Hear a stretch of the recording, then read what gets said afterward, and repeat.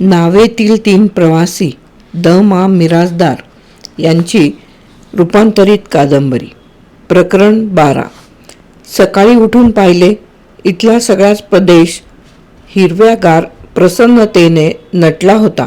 गावही लहानसे पण टुमदार होते. गावच्या दोन्ही तिन्ही बाजूंनी नदीला ओढेनाले येऊन मिळाले होते. त्यामुळे गावचे रूप आणखीनच वाढले होते. नाव वल्लवूनही उत्साह शिल्लक राहिला तर खूप हिंडावे भटकावे असे हे स्थळ होते. इथे नदीचे पात्रही मोठे रमणीय वाटत होते आणि जसजसे खाली जावे तसतसे ही रमणीयता आणखी वाढत गेल्यासारखी दिसत होती. सूर्याच्या शुभ्र प्रकाशात झळाळणारे नदीचे पात्र, दाट झाडीतून वळणाऱ्या चोरट्या पाऊलवाटा, चालत असताना खाली वाकून आपल्या कानाशी कुजबुज करणाऱ्या झाडांच्या फांद्या आणि गर्द राईतूनच हळूच डोके वर काढून सृष्टीच्या या अप्रतिम रूपाकडे कुतूहलाने पाहत राहणारी लाल कौलारू घरे, सगळे कसे भुलविणारे होते. असे वाटत होते की तासनतास येथे बसून राहावे आणि हे मोहक रूप डोळ्यांनी पिऊन घ्यावे, अगदी आकंठ प्यावे आणि तृप्त व्हावे. दुसऱ्या बाजूला दूरवर उंच डोंगर ठाकला होता.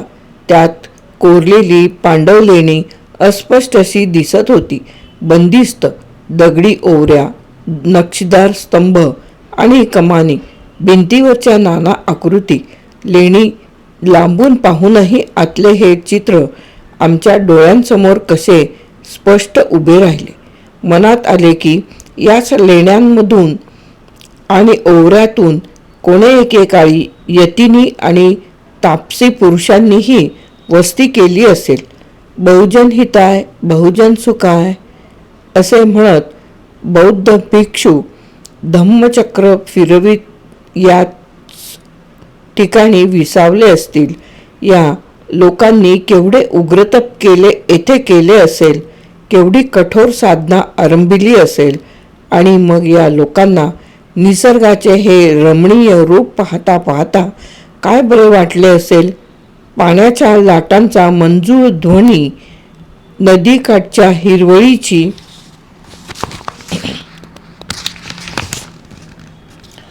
अस्पष्ट कुजबूज, वेगाने वाहणाऱ्या वाऱ्याचे द्रुत लयीतील संगीत यांनी त्यांच्या मनावर काय परिणाम होत असेल.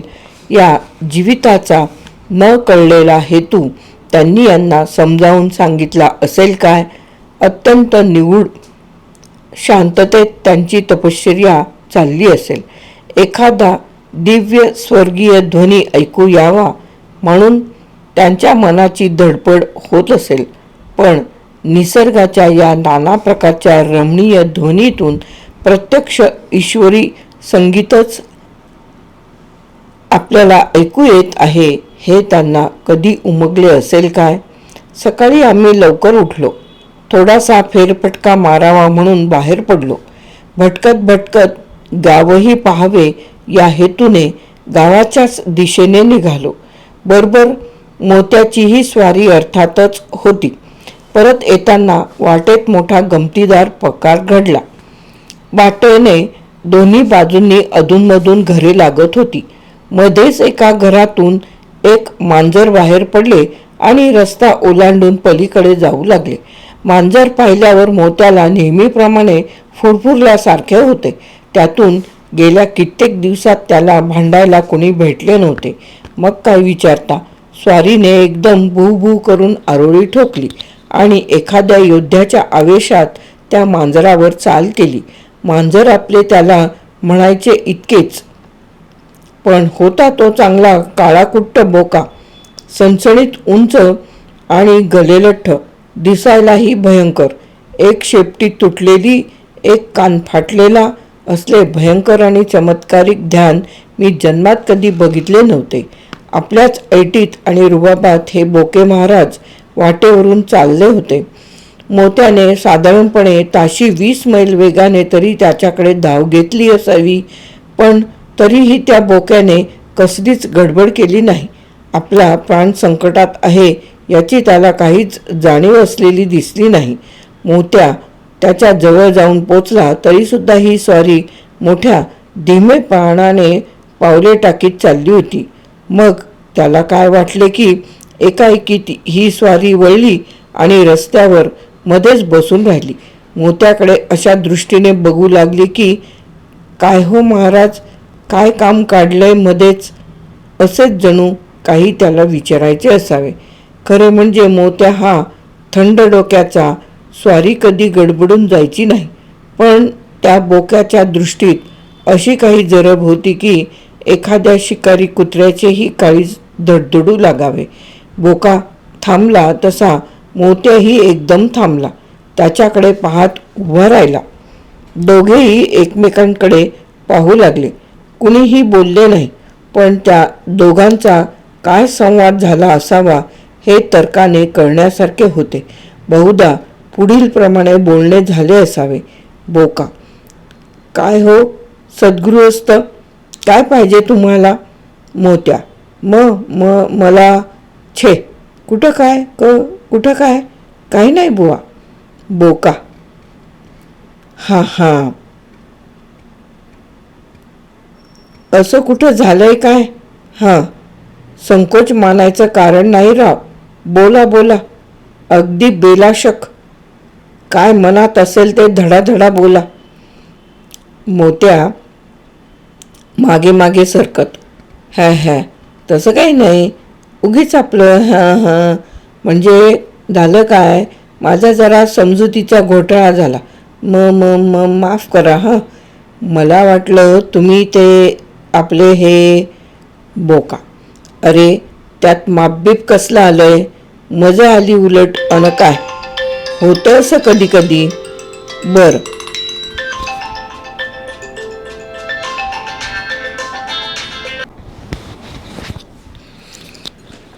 मोत्या आणखी मागे सरकत: छा, काही नाही, तुम्हाला अगदीच तसदी पडली, मेहरबानी झाली माझ्यावर. हां, बरं आहे मग, राम. बोका: अच्छा, राम. इतका संवाद झाला आणि मग हे बोके महाशय उठले. अंग झाडून त्यांनी मोठा आळस दिला. नंतर शांतपणे राहिलेला रस्ता ओलांडून पलीकडे गेले.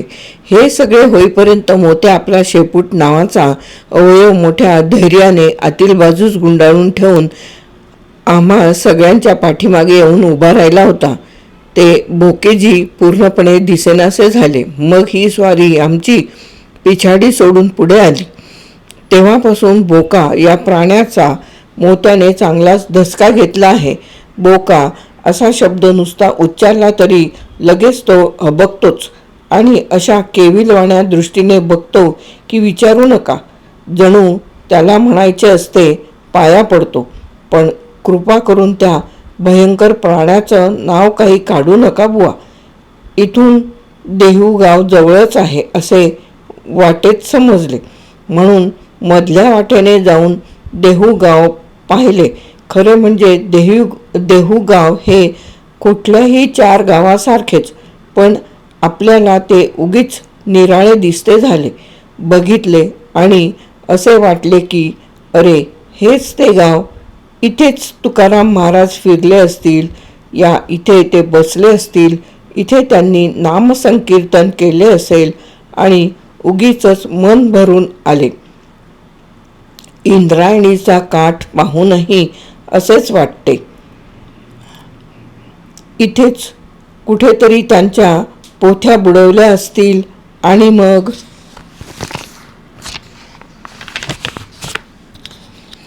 सुन्न मनाने तुकोबा काठाशी बसून राहिले असतील. वेदाचा तो अर्थ आम्हासी सै ठावा, एरांनी व्हावा भार माथा असे म्हणणारे तुकोबा अंतरी उदास होऊन या ठिकाणी बसले असतील. त्यांना मनातून काय बरे वाटले असेल. बुडालेल्या गाथा तरंगून वर आल्या. हा चमत्कार खरा असेल काय? त्या काळी असे चमत्कार होत असतील काय? या लोकगंगेने त्यांना त्यांचे अभंग परत दिले. कुणास ठाऊक त्यावेळी काय झाले असेल ते आज आपल्याला कसे कळावे. एवढी गोष्ट मात्र खरी की तुकोबांच्या सानिध्याने या लहानशा गावचा डिंडिम सबंध महाराष्ट्रात गाजला. तुकारामांचे दर्शन घेऊन परत आलो.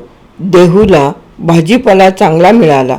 तिथून एक हमाल करून आम्ही नदीपर्यंत ते ओझे आणले. गाठोडे नावे ठेवून हमालाला निरोप दिला. मग स्वयंपाकाचे सामान काढून भराभर 4-2 पदार्थ केले.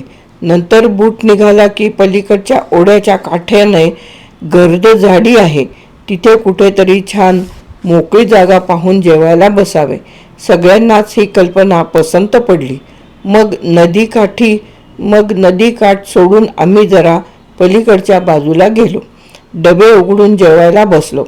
आमचे हे जेवण चालू असताना मी आणि राजा दोघांनाही फार मोठा धक्का बसणारी एक गोष्ट घडली. धक्का तसा बंडूलाही बसला, पण त्याला आणि आम्हाला बसलेला धक्का यात फार मोठे अंतर होते.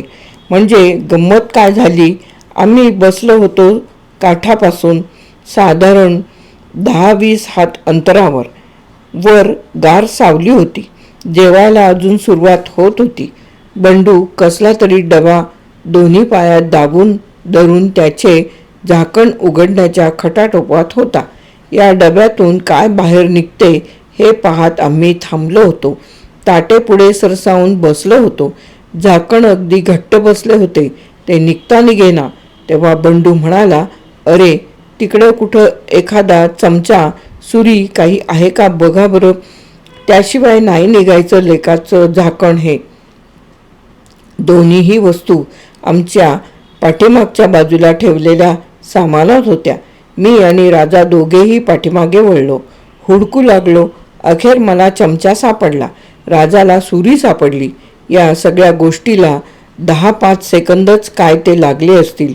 हातात चमचा आणि सुरी घेऊन आम्ही दोघेही परत तोंड वळवतो तो काहीतरी अद्भुत प्रकार घडला होता. बंडू आणि तो डबा दोन्हीही गोष्टी अदृश्य झाल्या होत्या. भोवताली जवळ सगळीकडे मोकळे रान होते. सावलीचे झाड सोडले तर जवळपास दुसरे झाड नव्हते की झुडूप नव्हते. मग हा गृहस्थ गेला कुठे?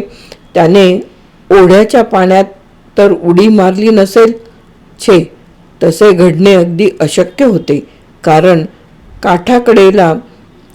काठाकडेच्या बाजूला आम्हीच दोघे बसलो होतो.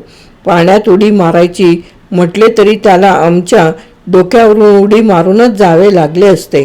मग या बंडूचे झाले तरी काय? राजा आणि मी दोघेही डोळे ताणून ताणून सगळीकडे पाहिले. मग आम्ही एकमेकांकडे टकामका पाहू लागलो. अरे, हा गृहस्थ गेला तरी कुठे एकदम? मी ओरडून विचारले. हवेत विरघळला का पाण्यात वाहून गेला? छट, राजा म्हणाला, उगी काहीतरी बोलू नकोस. मग काय, यक्ष किन्नरांनी उचलून नेला त्याला एकदम स्वर्गात? ह्या, राजाने पुन्हा नापसंती दर्शक मान हलवली. यक्ष किन्नर फार तर बंडूला नेतील, फराळाचा डबा ते कशाला लांबवतील? राजाच्या या आक्षेपात तथ्य होते. स्वर्गातल्या यक्ष गंधर्वांना आमच्या फराळाच्या डब्याचा एवढा लोभ वाटण्याचे काही कारण नव्हते. ती कल्पना आम्ही सोडून दिली.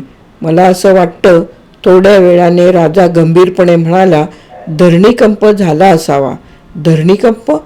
हां, गरीब बिचारा बंडू आत गेल्यावर तरी त्याला डब्याचे झाकण उघडेल की नाही देव जाणे.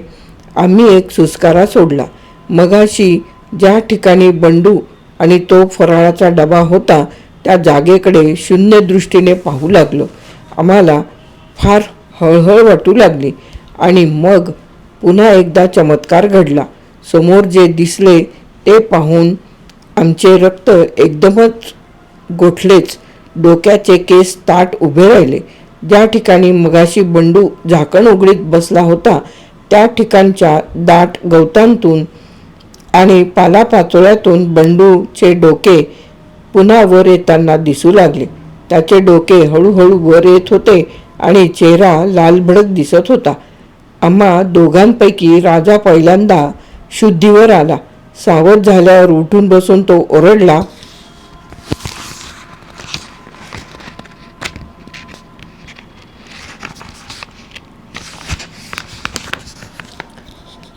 कोण बंड्या? बंड्या तू? यावर बंडूच्या डोक्याने नुसतीच हालचाल केली. जिवंत आहेस ना तू, का मेलास? आणि तुझ्या डोक्या खालचा भाग कुठं आहे? बंडूचे डोके पुन्हा हलले. त्याने तोंड उघडले. गध्यांनो, मुद्दाम वेळ पांघरता काय? जाणून बुजून हलकटपणा केलाय हा तुम्ही. माझी पक्की खात्री आहे. हलकटपणा कसला? आम्ही दोघेही ओरडलो. असं काय? तुम्हीच मला इकडच्या बाजूला बसवलत, मुद्दाम बसवलत, अगदी खड्ड्याकडची बाजू पाहून.